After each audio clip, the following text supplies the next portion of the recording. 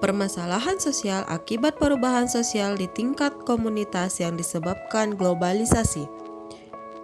Seperti kita ketahui, globalisasi membawa pengaruh besar bagi masyarakat.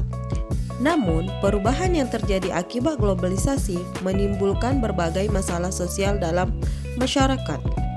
Masalah yang timbul karena globalisasi bukan pada konsepnya, tetapi kesiapan masyarakat menghadapi pembangunan-pembangunan yang disebabkan oleh globalisasi. Permasalahan sosial yang muncul akibat globalisasi diantaranya geger budaya atau cultural shock, ketimpangan budaya atau cultural lag yang bisa menimbulkan anomali dan ketimpangan sosial. Cultural shock. Cultural shock adalah guncangan mental akibat masyarakat tidak siap menerima unsur-unsur kebudayaan asing yang masuk ke dalam budayanya. Yang lebih parahnya, cultural shock ini bisa menyebabkan depresi dan bisa juga menyebabkan atau mengarahkan seseorang bertindak perilaku menyimpang, bahkan sampai ke tindakan bunuh diri.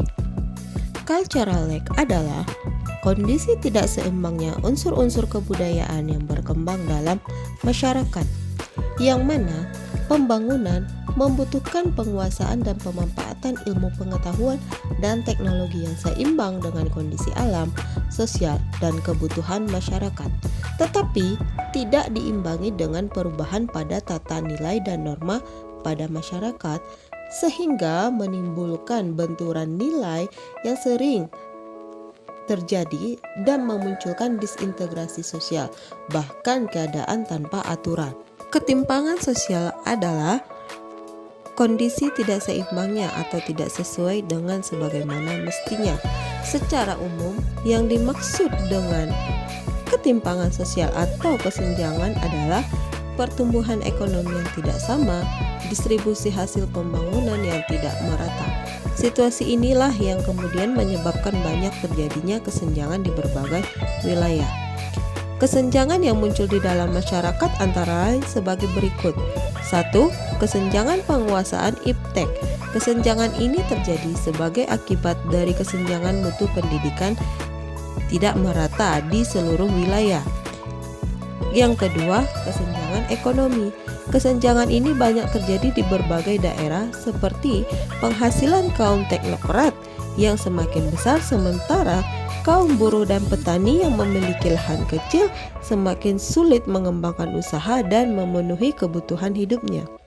Yang ketiga, kesenjangan di bidang politik, di mana ini berkaitan dengan pendistribusian kekuasaan, yang mana hasil pilkada dan pemilu terkadang tidak menghasilkan tokoh politik yang berkualitas karena adanya unsur korupsi, kolusi, dan nepotisme. Yang keempat, kesenjangan sosial budaya. Dalam hal ini, sikap yang muncul atau kesenjangan yang muncul seperti munculnya sikap egoisme, materialisme, dan budaya konsumerisme dan hedonisme.